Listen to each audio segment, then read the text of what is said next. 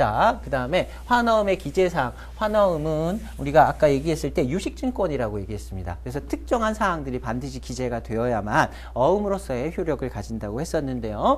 시험에서도 이 환어음의 내용을 가지고 물어보는 경우들이 많이 있고요. 특히 무역 영어에서 이 영문으로 낸 환어음의 내용을 가지고 문제가 많이 나옵니다. 그래서 각각의 내용들을 좀 자세하게 좀 살펴볼 필요가 있습니다. 자, 하나씩 좀 살펴보겠습니다. 일단 그 환어음의 샘플 나와 있는 부분 한번 볼게요. 왼쪽 위에 보면 어음 번호가 나와 있습니다. 이건 그 작성자가 환어음의 발행인이 임의로 그냥 번호를 매기면 되는 겁니다.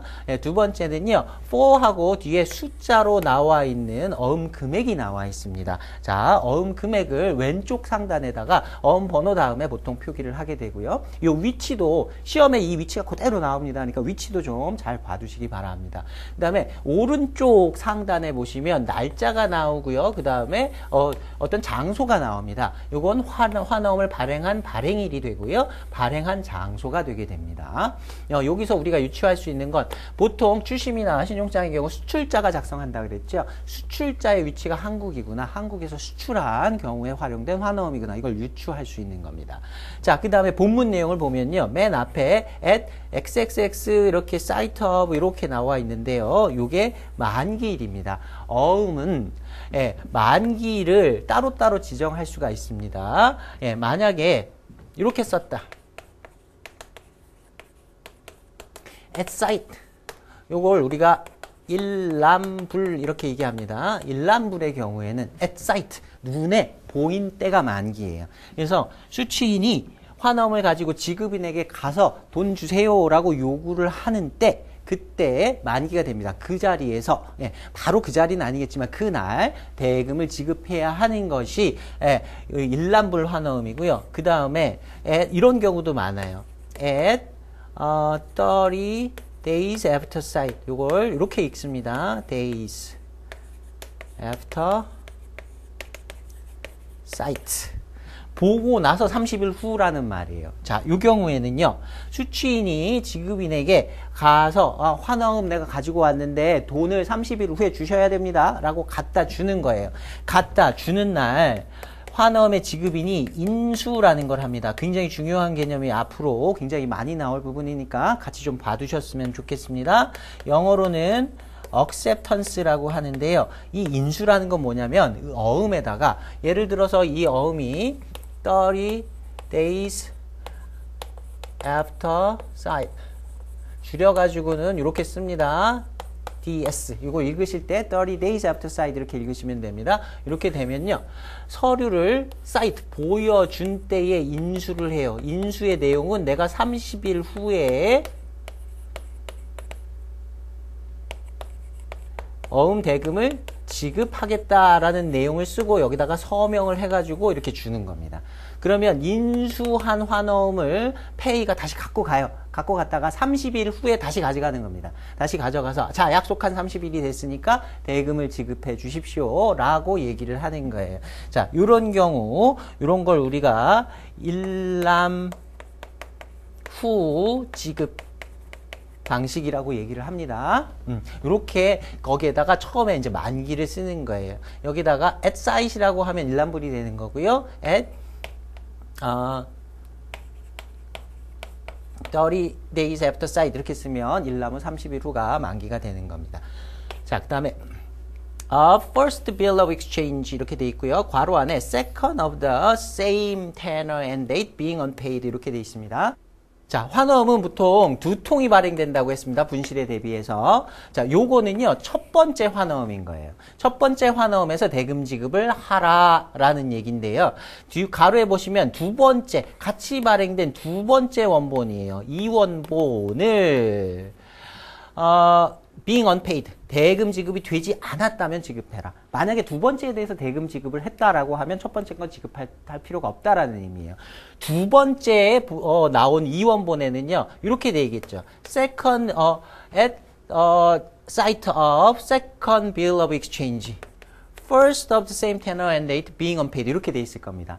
두 번째에 대해서 대금 지급해라. 첫 번째 것에 대해서 대금을 지급했다면 지급할 필요가 없다. 이런 의미로 해석을 하시면 됩니다. 중간에 나오는 테너라는 말은 기한부라는 뜻도 있지만 앞으로도 좀 살펴볼 겁니다. 기한부라는 뜻도 있지만 같이 발행된 원본 중 한 통을 의미합니다. 그래서 두 통을 발행했는데 같이 발행된 원본 중에 두 번째 그리고 발행일도 같은 그 두 번째 원본을 지급하지 않았다면 첫 번째 환어음에 대해서 대금을 지급해라.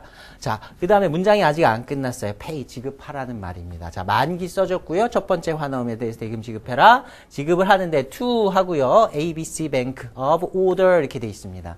자, 이 ABC Bank가 수취인이 되는 겁니다. 근데 뒤에 of Order라고 돼 있죠. 아까 제가 얘기했을 때 지시식 환어음이 있다 그랬습니다. 이 ABC Bank의 지시에 따라서 ABC Bank가 나한테 달라고 하면 그 ABC Bank한테 주면 되고요. 또는 ABC Bank가 DEF Bank로 나중에 배설을 해가지고 또 넘겨줄 수도 있어요. 이렇게 서명을 이렇게 해놨다라고 하면 수취인은 바뀝니다. 계속 유통이 될 수 있도록 요거는 지시식으로 발행이 된 경우다라고 보시면 됩니다. 그래서 of order 요거는 지시식 환어음을 표시한 것이다. 이렇게 보시면 됩니다. 자, 그 다음에 the sum of 하고요. 합계액이다. say United States dollar 22,000 only 이렇게 돼 있습니다. 우리가 아까 왼쪽 상단에 숫자로 된 22,000달러라고 써 있는 부분 보셨을 겁니다. 밑에다가요. 이걸 문자로 다시 한번 표기를 해주는 겁니다. 숫자로 된 건 요거를 뭐 숫자를 고칠 수도 있고 뒤에다가 더 숫자를 더 이렇게 뭐 바꿀 수도 있잖아요. 그러니까 그 위조에 대비하기 위해서 이렇게 문자로 다시 한번 써줍니다. 그리고 여기 앞에 say하고 된 뒤에 only가 있는데요. 우리나라도 어떤 영수증 같은 걸 보면요. 상기 대금을 수취함 1금 100만원 정 이렇게 쓰는 경우 있습니다. 앞뒤를 막아 놓지요. 우리나라에서 앞에 1금하고 맨 뒤에 정 이렇게 쓰는 것처럼 영어도 맨 앞에 say로 시작하고요. 맨 뒤에 only로 해서 여기다 추가적으로 뭔가 쓸 수 없도록 이렇게 막아둔다라고 생각을 하시면 되겠습니다. 네, 계속해서 보겠습니다. value received and charge save 이 부분이 나오는데요. 요거는 조금 이따가 설명하겠습니다. 마지막까지 하고 마지막에 설명드릴게요. 자, 왼쪽 맨 밑에 보시면요. to 이렇게 돼 있습니다. 자, 환어음은 draw, 발행인이 draw이 지급인에게 발행하는 거라 그랬습니다. 누구에게 발행했을까요? to 다음에 나오는 사람이 지급인이 되는 겁니다. 얘한테 보낸 겁니다. XYZ Bank 뉴욕 이렇게 돼 있고요. 이게 지급인이 됩니다. 맨하탄 오피스 이렇게 되어 있습니다. 자, 이게 지급인이고요. 은행이네요. 요 은행이 대금을 지급하게 되는 환어음의 대금을 지급하게 되는 신용장 하에서 발행된 환어음이다라는 걸 우리가 유추해서 알 수 있고요. 맨하탄 오피스는 뉴욕 은행의 맨하탄 지점에서 지급해라. 이게 지급지가 되는 겁니다. 이 지급지로 페이가 아까 중간에 나왔던 ABC 뱅크 수취인이었던 ABC 뱅크가 드라위한테 지급을 요청하고 대금을 지급받으면 되는 겁니다. 그 다음에 오른쪽 맨 밑에 보시면요. 보통 여기에 회사명 이렇게 나오고요. 그 다음에 여기 서명이 이렇게 들어 있습니다. 그래서 여기는 발행인 아무 표시가 없지만 발행인의 표시가 오른쪽 하단에 나타난다. 이렇게 보시면 되겠습니다. 자, 이 부분은 신용장 하에서 발행된 환어음의 경우에만 적혀지는 부분이에요. 추심의 경우에는 이 부분이 들어가지 않습니다. value received 이 부분은요. 대가 수치 문구라고 하는데 여기까지 아실 필요는 없을 것 같아요. 환어음이 그냥 금전대차 관계, 돈을 빌려주고 받는 관계에서 발행된 것이 아니라 물품의 대가로서 물품을 건네주고 받는 이 환어음의 대가다라는 걸 표시하기 위해서 관용적으로 쓰는 겁니다. 이 부분은 변경되지 않으니까 그냥 봐두시면 되고요. charge the same, 같은 금액을 청구해라 라는 뜻인데요. 신용장에서는 우리가 신용장 내용을 아직 안 배웠으니까 조금 복잡할 수 있는데 일단 이렇게 봐두시기 바랍니다. 개설은행이 대금을 지급하겠다는 약속을 신용장상에서 합니다. 그리고 서류를 받으면요. 그 개설은행이 개설 의뢰인이라고 하는데 이 사람이 매수인입니다. 매수인한테 서류를 갖다 주고요. 신용장 대금을 나중에 받습니다. 환어음을 발행할 때 이 XYZ 뱅크가 개설은행이에요. 대금을 지급하고요. 요 돈은 나중에 결국에 이 사람한테 청구해서 받으시면 됩니다. 뒤에 자리가 account of 누구의 어카운트에서 개설 의뢰인의 어카운트 여기다 써주는 겁니다. 개설 의뢰인이 누구니까 이 돈은 이 사람한테 가서 받으세요. 다시 말씀드리지만 이 부분은 신용장에서 추가된 부분이기 때문에 신용장 내용을 좀 알아야 이해가 가능해요.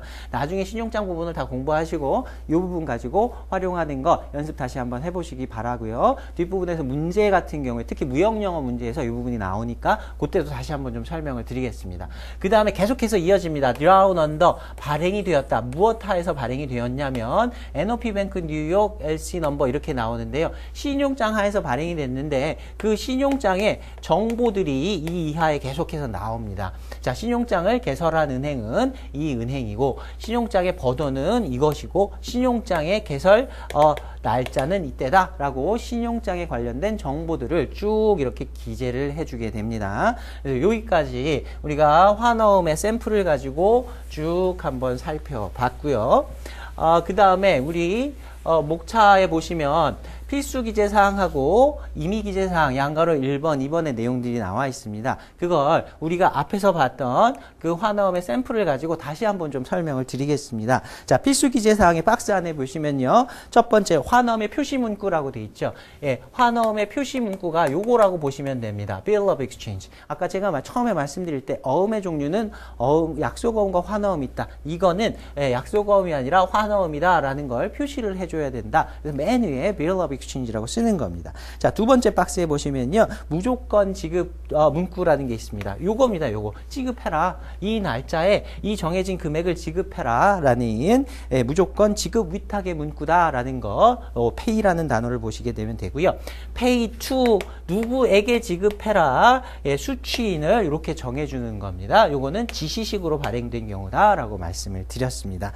자, 그 다음에 지급 만기일의 표시라고 되어 있는데요. 지급 만기일은 이 부분이었죠. at site가 될 수도 있고요. 이런 식으로 30 days after site 이런 식으로 될 수도 있고요. 다른 방법으로 표시할 수도 있습니다. 날짜를 그냥 써줘도 됩니다. 몇 월 며칠에 지급해라 이런 식으로 써줘도 되는 것이고요.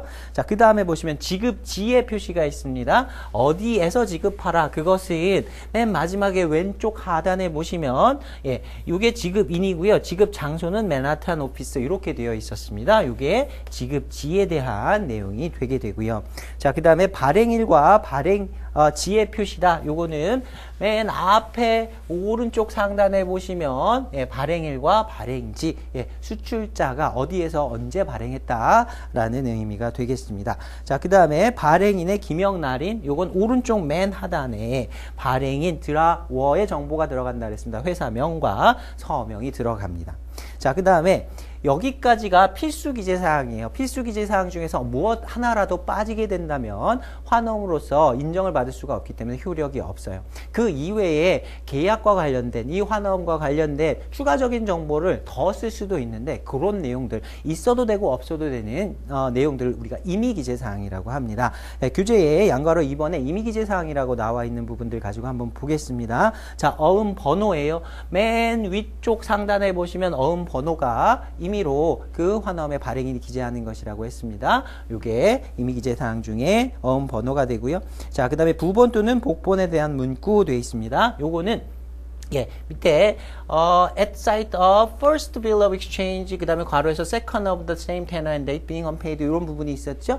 이게 원본이 두 통이 발행이 됐는데 이건 첫 번째다.